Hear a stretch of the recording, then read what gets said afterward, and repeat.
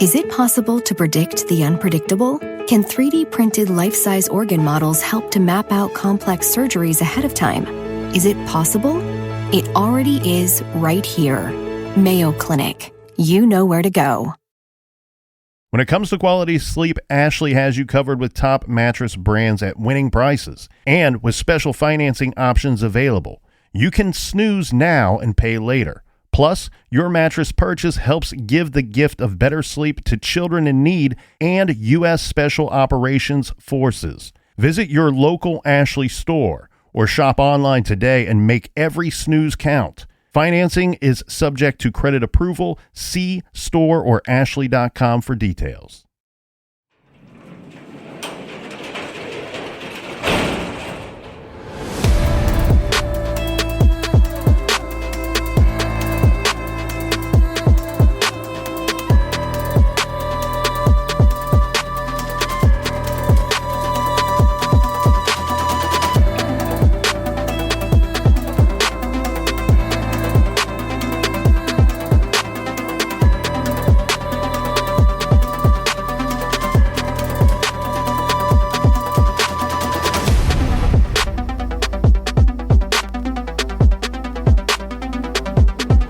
Welcome to True Crime Garage. Wherever you are, whatever you are doing, thanks for listening. I'm your host, Nick, and with me as always, here is my coworker. And here at True Crime Garage, the hours aren't great, but hey, you get to meet a lot of interesting people. Ladies and gentlemen, here is the captain. Don't worry, boss. I'll clean those toilets. It's good to be seen and good to see you. Thanks for listening. Thanks for telling a friend.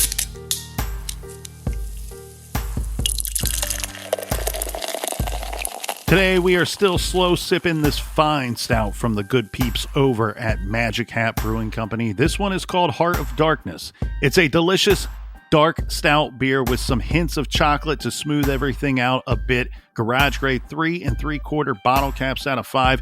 And here's a cheers to some of our friends who get a 5 out of 5 all day, every day. First up is Inger in Oslo, Norway. And a big We Like Your Jib goes out to Donna in Cookeville, Tennessee. And last but certainly not least, we have Jennifer Provan from Glasgow. She says, Bonnie, Scotland.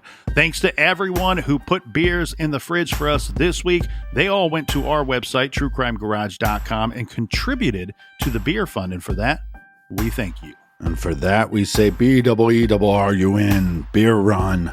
For everything true crime, check out truecrimegarage.com. We got a great store page there. Sign up on the mailing list. And you can check out the new releases that we put out on YouTube.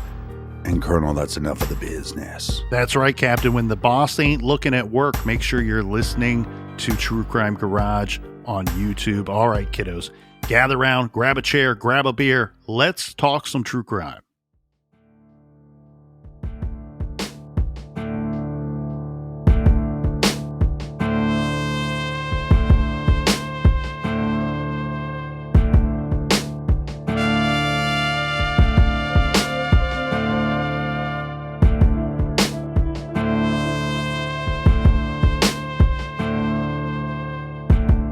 Yesterday, we discussed the unsolved homicides of 3 what were described as vulnerable female victims. We also discussed a couple of suspects in 1 or 2 of those cases. Today, we start off by talking about an additional suspect here. And oddly enough, this is a man whose name we have mentioned before, but we've not gone into great detail about. This is Michael Bologna. I could go for a nice fried Bologna sandwich. 35-year-old treasure hunter described by his friends as a generous Mr. Lonely Hearts is a common denominator in the Florida Keys murder mystery, according to police. Investigators from the Monroe County Sheriff's Office said that they have questioned Michael Bologna because he might know something about 2 of the unsolved homicides. But they said that there was no physical evidence linking him to either of the 2 murders that they questioned him about. According to detectives, this is where Michael Bologna becomes very interesting to them for 2 of these unsolved homicides.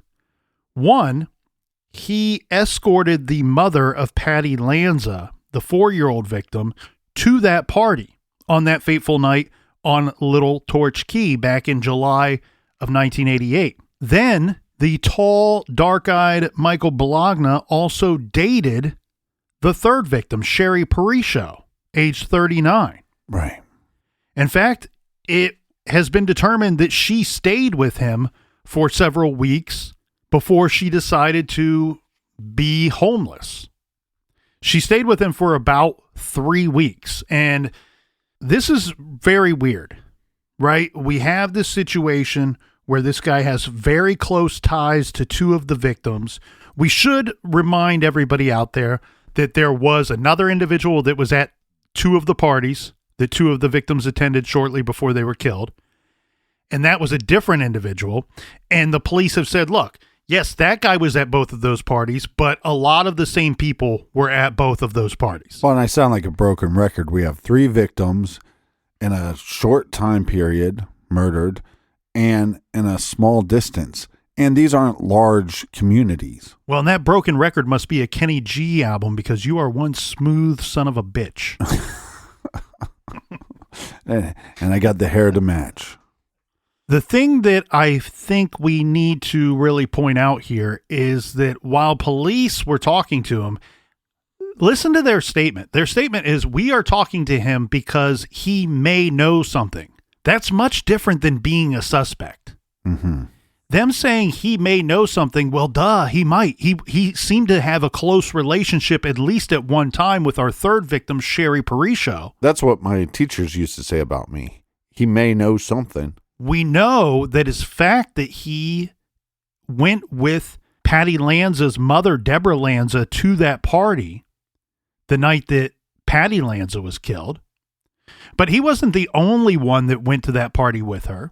According to Deborah Lanza, the victim's mother, we have her 4 children, and we also have Michael Bologna, who brought 2 kids of his own to the party with them. And then police go on to say, look, we've not ruled out this Michael guy. Is he a suspect? The media is pushing the police to tell them if he is in fact a suspect or not. But what they're saying is they won't rule him out to the media. They will not say that he's not a suspect. But what they do say is the night that Patty was killed, Michael Bologna brought Lanza to the party with her 4 kids. His son was there as well with him. They go on to say that after the girl went missing, he's still at the party. The mother, Deborah Lanza, says while she couldn't find her daughter at some point, this Michael Bologna was never out of her sight. Right. So he's not a suspect in the mother's eyes. The police go on to say he assisted in the search after the party, and he was cooperative with police from Jump Street. So I think that this is one of those situations, Captain, where some might call him a suspect, but he only appears to be a suspect as far as the media is concerned, not as far as law enforcement or the family of one of the victims. And it must feel absolutely horrific to have people in the community or the media insinuating that you might be responsible for the death of a 4-year-old. I mean, that'd be a very tough situation to be involved in. Those murders took place in 1988 and 1989 in the Keys. Now we have to fast forward to many years later to 2004, and we're going to talk about Hurricane Ivan. Some of you may remember Hurricane Ivan. This was a big and powerful storm, and like with many of these hurricanes in parts of Florida, parts of the Gulf Coast, residents are warned and told, and a lot of times, to evacuate. Well, in September of 2004, they had an evacuation as well going on for Hurricane Ivan.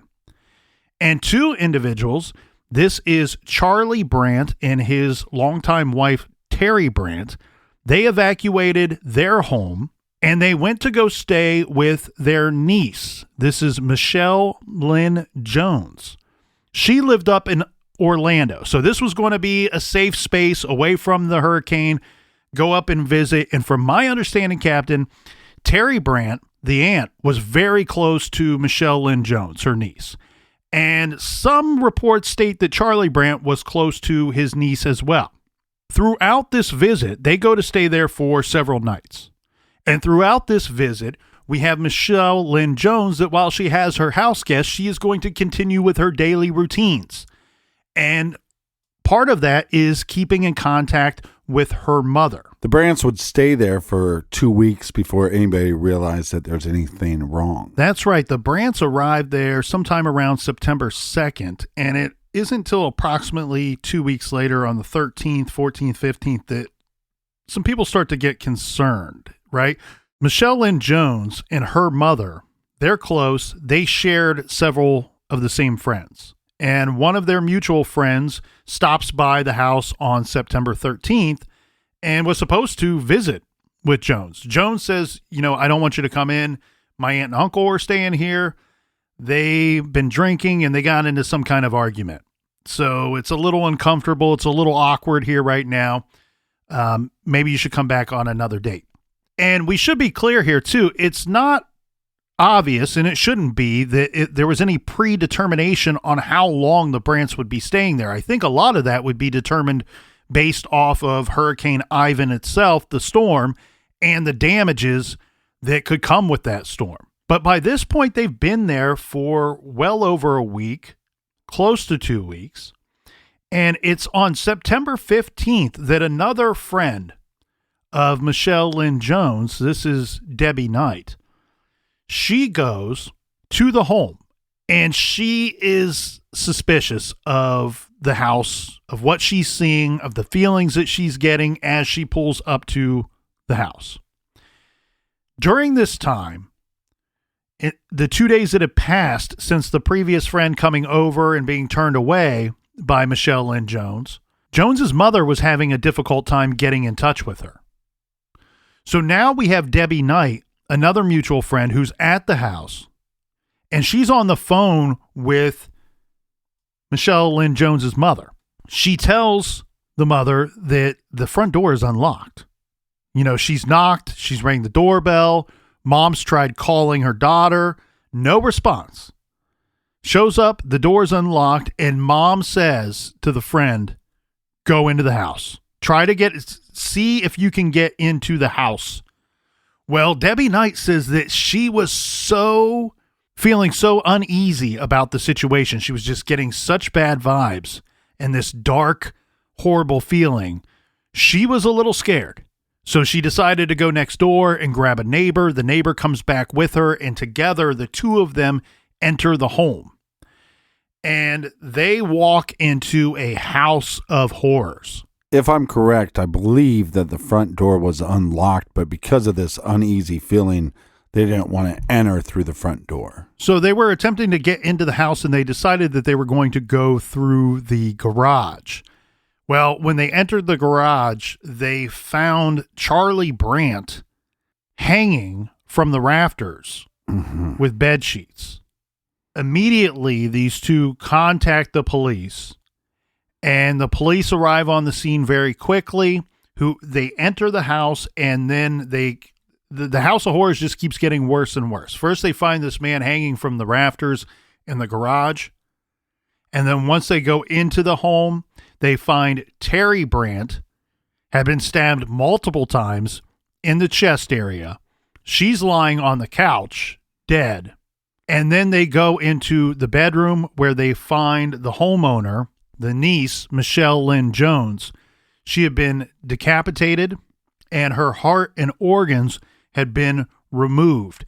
And someone had placed the head next to her body. And in some reports state that it was placed on the nightstand, positioned almost as it was looking at the body itself. Yeah, some people actually believe that somebody combed her hair. Without going into too much of the horrific details here, they're easily found online if anybody wants to look them up, but it would be 15-20 minutes of going through detail after detail of disgusting mutilation that took place in this case. The police are able to deduce a few things.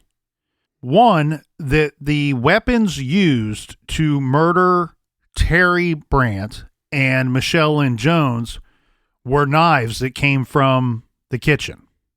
And they're able to piece together a series of events that goes like this, based off of physical evidence found at the scene. They believed that Charlie Brandt stabbed his wife to death as she sat on the couch.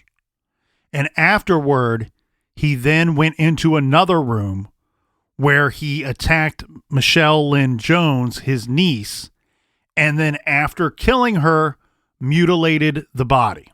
After this, he decides to clean himself up a bit, takes a shower, changes his clothes, and then at some point takes these bed sheets and hangs himself from the rafters, where later all three bodies are found. Following this discovery, police want to know why would this happen, and two, who exactly is this Charlie Brandt? What they discover is that the Brandts were living on Big Pine Key and had been there for many years and had been married for a very long time. So who is this Charlie Brandt? Charlie Brandt was born Eric Carl Brandt, born February 23rd, 1957. In 1986, he married his then girlfriend, Teresa, who went by the name Terry. The odd thing, though, here, Captain, is no relatives were invited to their wedding. Well, we have relatives and friends from Teresa, from Terry's side, that attend the wedding. We don't have anybody from Charlie's family side attending the wedding. Later, his sister Angela and her husband, Jim Graves, stayed in contact not just with Charlie and his new wife, Terry, but also were friends with Terry and Charlie. Well, Charlie seemed like a normal guy. He was a good-looking guy. He was a radar technician. But obviously, after this crime and finding what they found in that house, especially the mutilation that was done to this poor victim. The niece. The niece, they're now wondering, who is this guy exactly? And does he have any other victims? Well, sadly, he does. He has previous victims, and he has some skeletons in his closet. And the thing here, Captain, there's a lot of debate here because Charlie Brandt, Eric Carl Brandt, goes by Charlie, but he had actually killed his mother when he was a boy. He grew up in Indiana.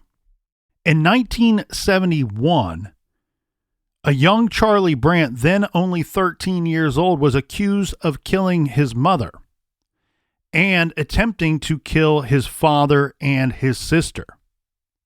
Charlie Brandt is accused of killing his mother, who was 38 at the time and pregnant, and wounding his father. He shot both of them. His father's name is Herbert Brandt, and this took place in January of 1971. He's arrested. There's no mystery as to what happened here because the father survived and the sister survived. And the sister later said that it was very strange because she had no idea that Charlie would do this. He was even capable of doing something like this. The father who survives has no answers as to why his son would have killed his wife and then attempted to kill him. And his sister states that Charlie almost appeared to be in a trance-like state. And before he could kill her or attack her, he seemed to kind of come to. And he had some general understanding, as far as the sister was concerned, that he had done something wrong. But she says that he wasn't fully aware of what exactly that he had done. And given the laws and the situation at the time in the state of Indiana, even though he had killed someone, his own mother, it was looking like a young Charlie Brandt would not be facing a long or lengthy prison sentence. Yeah, which is pretty nuts because he killed his mom, which was pregnant, tried to kill the dad, and then also tried to kill his sister. How many more people did he have to try to kill? So in Fort Wayne, Indiana, in 1971, they decided to take this to a grand jury. The grand jury ultimately decides that a lot of this is based off of testimony from psychiatrists at the time, that Charlie Brandt suffered a serious psychotic disorder which produced the criminal act. And the report said that the jurors believed that Charlie Brandt was mentally incapable of standing trial. And they recommended that he be committed to hospitalization. Well, the problem here, Captain, and this is from the experts that say, he's a turd. Yes, he committed this horrible act. Yes, the jury decided that he should be hospitalized. However, when we sit down and try to evaluate a young Charlie Brandt, we can't come up with any type of known diagnosis that he fits into. There's no category that he fits into. We think there's something wrong with him. We just don't have a term for it. Charlie himself never really offers up any explanation as to what had happened or why he would do such a horrible thing. Yeah, what was the motivation to kill his mom, which was pregnant with his soon-to-be sibling? So he was remanded to the custody of the county juvenile court. And we have, again, the mother that was shot to death, the father who was wounded. And in fact, in the beginning, the report coming out was that the father was in poor condition and may not make it when he was first put into the hospital. We know that he does, in fact, survive. And then we have Charlie Brandt, who, when asked what happened, he says, I felt the urge. I just felt the urge. Everything seemed to snap. That's about as much as he offers up that makes it to the public as to why he would kill his mother and attempt to kill his father. I found this to be very strange, but of course this is a very strange scenario all around. But he is released. Oh, God. And released into his father's custody within just about a year and a half, 2 years' time. You don't have to be a captain to know that this seems like a bad decision. Well, here becomes some of the problems for our case, for the case of him killing his niece and killing his wife. It was not 100% confirmed that his wife ever knew that he had killed his mother. There's some speculation that she knew. And in fact, there were people that were still in Charlie's life at the time that had told him, you have to tell Terry, you have to tell her before you get married. And if he did ever tell her, it sounds like he may have told her after the wedding. Remember, we said that at the wedding, none of his family were present. He likely did not want this woman to know, or maybe not just his future wife to know, but her family to know what he had done as a youth. Yeah, these are a couple things you need to go over, before you get married. Are you currently married to somebody else? Do you have any credit card debt? How about student loans? Do you have any children out there? Oh, by the way, did you kill your mother? Did you try to kill your father? Did you try to kill your sister? These are some things you should know before you get married. Now, the friend that did set them up told Charlie that he needs to tell her about his previous crimes. Right. And he is the one that pushed Charlie to tell Terry.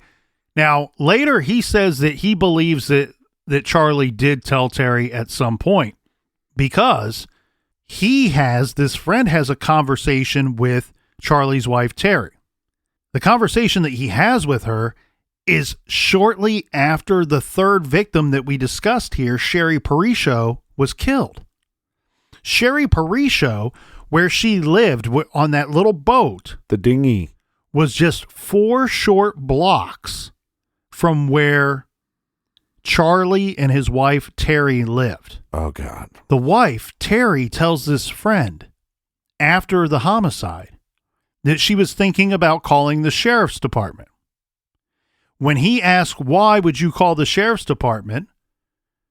She says, well, in relation to this murder, the Sherry Parisho murder, I think that given the circumstances of everything, I should give them a call. The friend says that later, or at the time, more importantly, he took that to mean that Terry, knew and had been told by Charlie that he killed his mother. And now we have this woman, even all these years later, 39-year-old Sherry Parisho, who was killed, the reports say 4 blocks from where they lived. I wanted to make sure that I said 4 short blocks because I've seen this reported as it was possibly 1,000 feet from where they lived. Now, at the time, there was an eyewitness in the Sherry Parisho murder. There was a woman who was driving that night, and this is the night of July 16th. Mm-hmm. She says that she saw a man that she could not identify, did not know the name of this person, crossing the street, U.S. Highway 1, and the man was carrying a knife. Okay, well, at the time, this is at night, the man is crossing the street and carrying a knife, not a huge deal. This didn't send off any red flags other than it was memorable to her. Right, or other than the fact that when I go out for my nightly walk, I don't openly just carry a knife with me. But he's walking toward the water. This driver would have no way of knowing that there's a woman living in a small boat on this stretch of water. Mm-hmm. So she provides a description of this individual, and in fact, they had a composite sketch of the man that she saw that night. It wasn't until all of these years later, we're up to about 15 years later, Captain, that now they're going, wait a second, this Charlie Brandt guy who up near Orlando, Florida, kills his niece and his wife, hangs himself, lives very close to where Sherry Parisho was killed, and oh my goodness, he resembles the composite sketch of the man seen that night with the knife.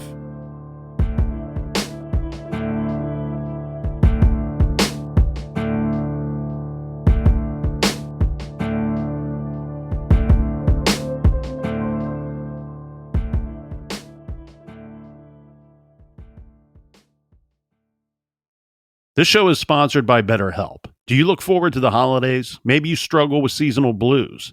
This time of year can be a lot, and it's natural to feel some sadness or even anxiety about it. But adding something new and positive to your life can counteract some of those feelings. Therapy can be a bright spot, something to look forward to make you feel grounded, and to give you the tools to manage everything going on.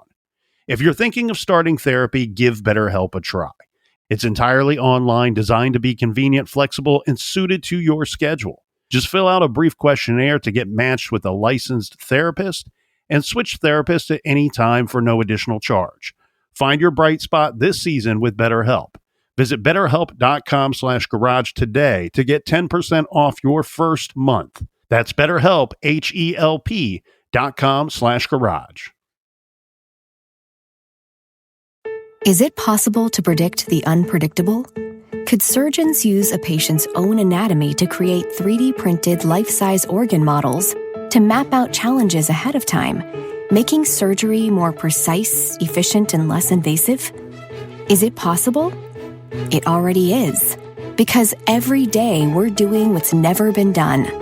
Learn more at mayoclinic.org/possible. Mayo Clinic. You know where to go. Dreaming of overseas adventures or connecting more deeply with family from afar?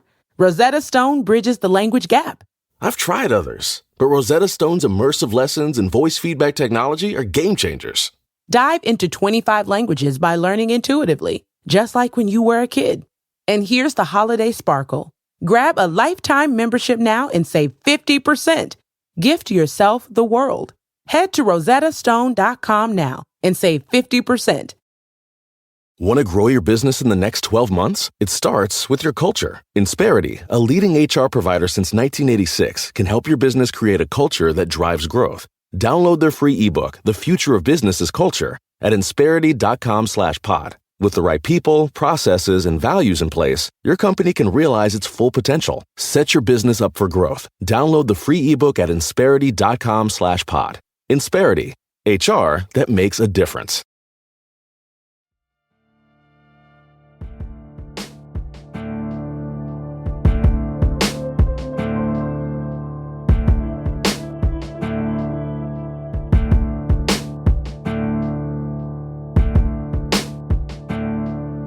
All right, we are back. Cheers, mates, to the windows, to the walls.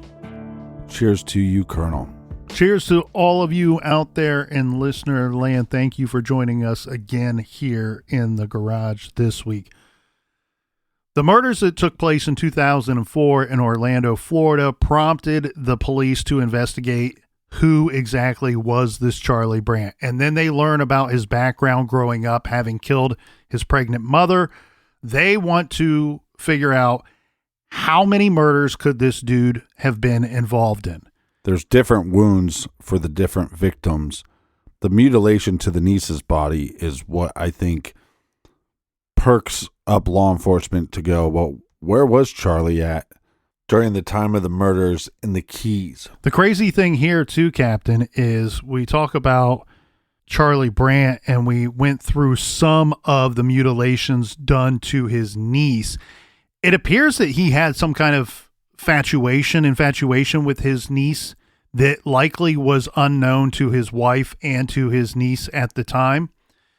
He had this bizarre nickname for her. He called her Victoria's Secret, which I think is incredibly creepy. Yeah, that rates 100 on the creepometer. That should have been some red flags right there. But again, we are not privy to knowing exactly what his wife Terry knew about him or his past.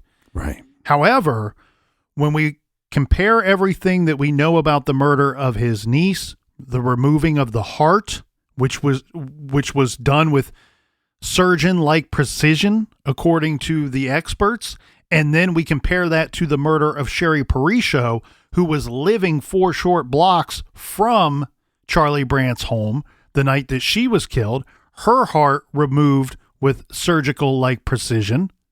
He matches the description provided by the woman who was driving that night as being the man seen crossing the street with a knife. Then we get this weird information that comes out after Charlie Brandt's death, that his wife may have suspected him all along in the murder of Sherry Parisho.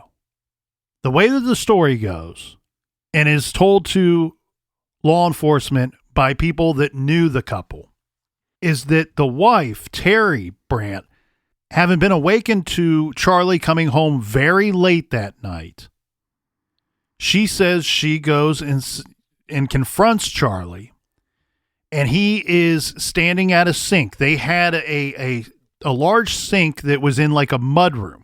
Charlie was an avid fisherman, and they had this sink in this setup so he could clean fish at this table. Mm-hmm. And he would regularly go fishing. I'm talking multiple times a week. On this particular night, the night that Sherry Parisho was killed, he comes home very late at night, and Terry relays to somebody later that he was covered in blood. And when confronted, he had said that he caught a bunch of fish and he was cleaning the fish. This reminds me of Dahmer, where they talk about his fascination with the shine of the organs. Ultimately, they end up closing out the Sherry Parisho case. And they state, they being law enforcement, that Charlie Brandt was responsible for the murder of Sherry Parisho. And they base this off of some of the things that we've already stated, but also the fact that the mutilation that was done to Sherry Parisho was very similar to what was done to his niece. Yeah, but also couldn't they just pull DNA from the case and test that? Yes, they could. But here's the problem with that is it's not like they could and decided not to, right? If they had the ability, if they had DNA in the Parisho case, I'm sure they would have attempted to connect it to Charlie Brandt. The problem with the Parisho case is she was not sexually assaulted during that attack. There was no evidence to suggest that that took place. Of course, DNA can come from other parts of the struggle. However, again, if they had that information, I'm sure they would have tested it in such a manner. I would doubt that they're just going to willy-nilly say Charlie Brandt killed Sherry Parisho without conclusively believing that, in fact, he did. It's a difficult case, right? Because in that case, and you're right there, Captain, what law enforcement is telling us is that the mutilation and the cutting out, the removing of the heart is such a rare thing to do by a perpetrator to a victim that, given the proximity and given the statements that his wife made to people that they know and her suspicion of her husband being involved in the murder of Sherry Parisho, they're basing their case and closing their case on that homicide based off of that information, which is not 100% conclusive. But what that leads us to is prompting the police to reinvestigate 26 unsolved homicides in the state of Florida, dating all the way back to 1973, looking for potential evidence of Charlie Brandt's involvement in those unsolved homicides. So like you're saying, there's so many cases that law enforcement could look at, but they're going to try to narrow that down based off of, look, I mean, there's no easy way to say it, but there was extensive mutilation to the victim, his niece. And so to look at that mutilation and then start comparing that to other cases and kind of narrow it down so you're not just looking willy-nilly at every single unsolved homicide. That's exactly right. And you hit the nail on the head there, Captain, when you compared it to Dahmer and with the shine of the organs or the shine of the muscle under the skin. What they are saying, what law enforcement is telling us, is based off of the extensive mutilation done to his niece, that they believe Charlie Brandt had a proclivity for this type of thing, that was the drive in the homicides committed by Charlie Brandt. The removal of the heart, the removal of organs, the decapitation, things of that nature. The injuries, the mutilation, and such almost mirror one another in Sherry Parisho's case and in the homicide of his niece. So they are looking for cases that are going to be very similar to that. Now, they narrowed that down to 26 cases of interest that they looked at Charlie Brandt. One of them was the 1978 murder of Carol Sullivan, age 12. She was abducted from a school bus stop in September of 1978. Her skull was found in a paint can. She was decapitated, obviously. They never recovered her body. So mirroring her injuries and mutilation to that of Charlie's niece or Sherry Parisho was going to be impossible. Now, I want to say this in fairness to Carol Sullivan's family, because her family has expressed a concern with connecting Charlie Brandt to the murder of their family member. They have said that at no point ever was Charlie Brandt considered to be a suspect. There were suspects in her case, suspects that it sounds like the family likes much better than Charlie Brandt, and she comes about to be connected to the Brandt case from the authors of this week's recommended reading. And they don't definitively say that they believe Charlie Brandt killed Carol Sullivan. They just say that he was in the area at the time, and this murder is not terribly unlike murders committed by Charlie Brandt. But in fairness to her family, who do not believe he killed her, we will move on from the Carol Sullivan case. The next one is that of the 1988 Lisa Sanders case that we discussed at length. And again, it's debatable what parts of that mutilation were conducted by the killer or conducted by animals. That one makes it very difficult to say. And in fact, the removal of organs in that case does not match up, does not line up with the Sherry Parisho case, does not match up or line up with what was done, what Charlie did to his niece's body after she was murdered. And we should go ahead and move on from the Patty Lanza case, because we have law enforcement that said back in 88 and in 1989, we don't think this case is connected to these other two. This is the one that we feel is absolutely not connected to the Sanders case or the Parisho case. And then they say that again in 1990. In fact, they say in 1990 that they have definitively ruled out any connection between the Lanza case and the Sanders and Parisho case. That leads us to a victim that we've not discussed yet. In 1995, a sex worker named Darlene Toller, age 38, her body was discovered near Miami.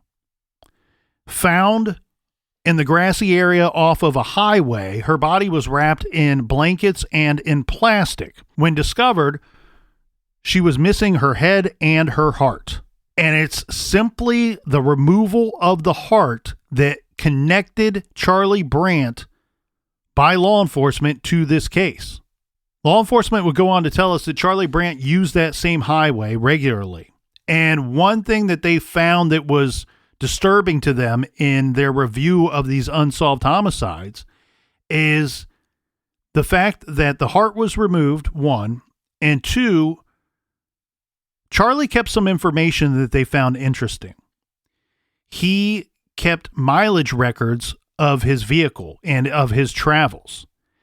And on the day of Darlene Toller's murder, roughly the driving distance between Big Pine Key, where he lived, and the area of Miami where Toller's body was discovered, matches up with his records, his mileage records for that day. Well, and it's tough with this guy because he is a giant pile of shit. But we should talk about this poster that they found in his bedroom. Yeah, they were going through Charlie's belongings after the double homicide and then suicide committed in 2004. And one item of note was this anatomy poster that was found in the bedroom of Charlie and his wife.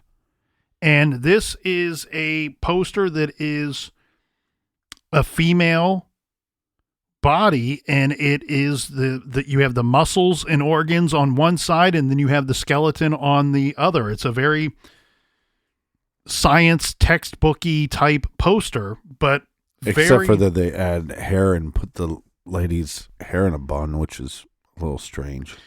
Very strange. And you can find that poster if you just Google Charlie Brandt poster. It comes up. And we'll put it on our social media as well. The thing here is that this one, I think in anybody's bedroom, this would be concerning. He's not a doctor. You know, he's not a scientist.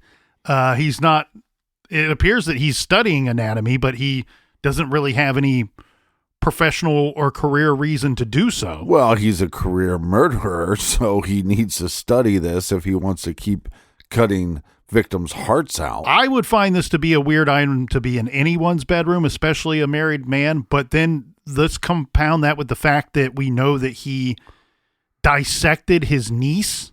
Yeah. And those mutilations mirror that of Sherry Parisho that lived 1,200 feet or so from his home on a night when his wife confronts him and says that he's covered in blood and came home very late. She even says to a friend, maybe I should contact the sheriff's department. Yeah, duh. After this homicide. This is nuts. When we compare this to Darlene Toller's murder that took place in Miami, it's not a terrible stretch from Big Pine Key to where the body of Darlene Toller was found. And in fact, he has mileage records in his vehicle that back up that he may have gone to that area on the day that she was murdered. Police go on to say, after finding things at his home, knowing of his background of killing his mother when he's a kid, the homicides that he did in 2004, look, they found on his computer that he was searching for snuff films. Oh, flicky. That he was looking for torture videos.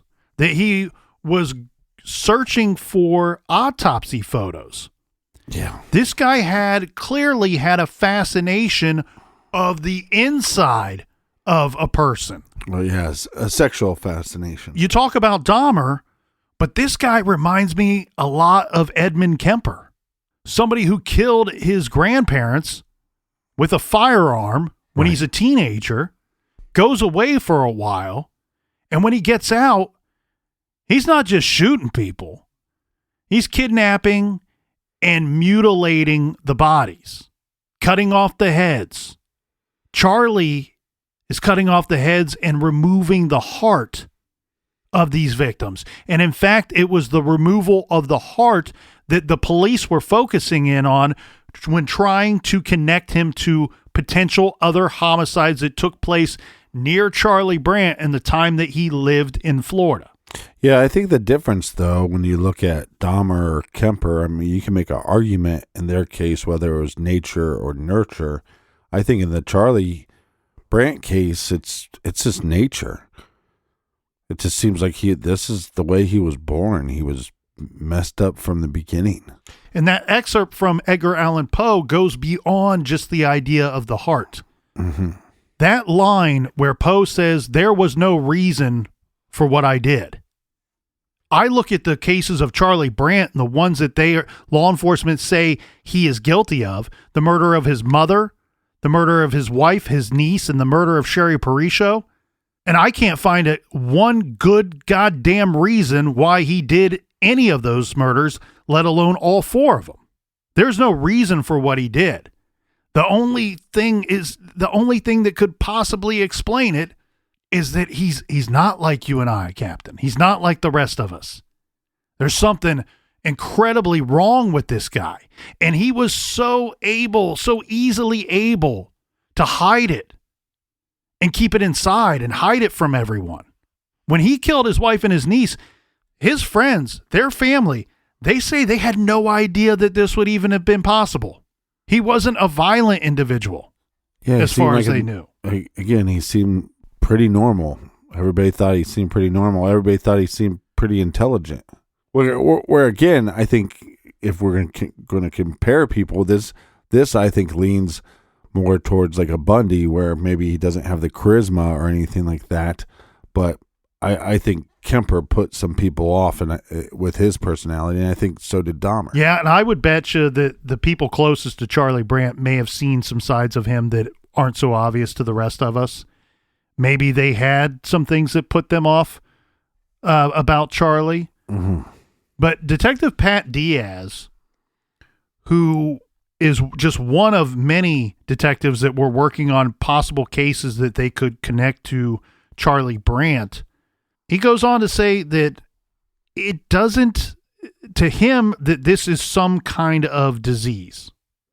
And he and others would agree that a guy like this just doesn't stop somewhere between the three cases, between murdering his mom and then all those years later murdering his wife and his niece. Well, and this is where there's a part of me that agrees with law enforcement that you have to look at, the mutilation of his last victim. But I think it's probably you're going to see some kind of escalation. That's what's going to make it a lot more difficult for them, because there could have been a gradual escalation to where he ended up at. In the Darlene Toller case, they were trying to scientifically connect it to Charlie Brandt. In fact, they found dog hairs in the bed of his truck. There were dog hairs, or animal hairs, I should say, that were found on the blankets that her body was wrapped up in. Right. They sent those away for comparison, for scientific analysis, and could not conclusively confirm that those hairs matched one another. So we don't get any scientific evidence to back up the idea of what law enforcement believes is Charlie Brandt having been involved in the murder of Darlene Toller in 1995. But the detective, Pat Diaz, goes on to say, "I believe that this is a disease. This guy didn't stop in between those three cases. Darlene Toller was found stuffed in garbage bags in South Dade County. It was almost like the killer delivered us a package with the body left on the side of the road for everyone to find. After the murder of Darlene Toller, 9 other sex workers turned up dead in South Florida. According to law enforcement, those cases were very similar to Darlene Toller. For example, some were stuffed in duffel bags or suitcases and made easy to find." And this here, Captain, is from Miami News 7. And they say some very profound things here, and say that because Charlie Brandt was so crafted at killing and because Charlie Brandt killed himself. The suspicions that Charlie Brandt may have killed 10 to 12, even 14 women may never be confirmed. However, one fact will not change. There were 2 Charlie Brandts who lived in the Keys. And the Charlie Brandt that the people didn't know was one of the sickest serial killers in South Florida history.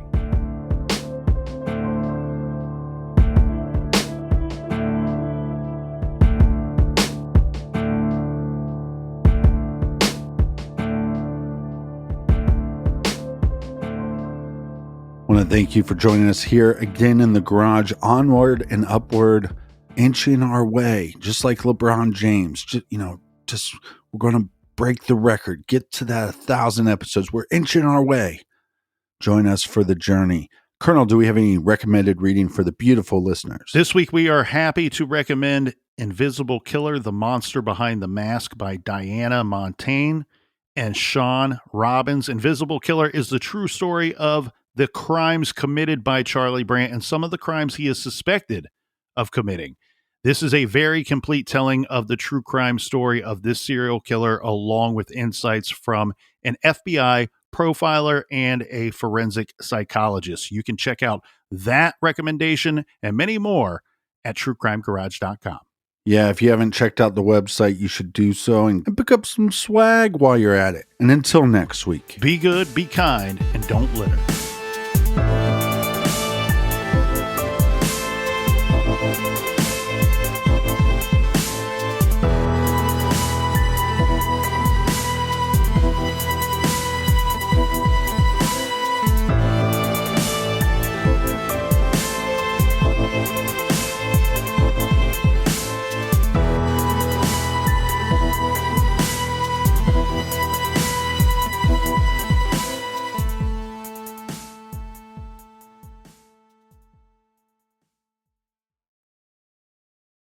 Is it possible to predict the unpredictable? Could surgeons use a patient's own anatomy to create 3D-printed life-size organ models to map out challenges ahead of time, making surgery more precise, efficient, and less invasive? Is it possible? It already is, because every day we're doing what's never been done. Learn more at mayoclinic.org/possible. Mayo Clinic. You know where to go.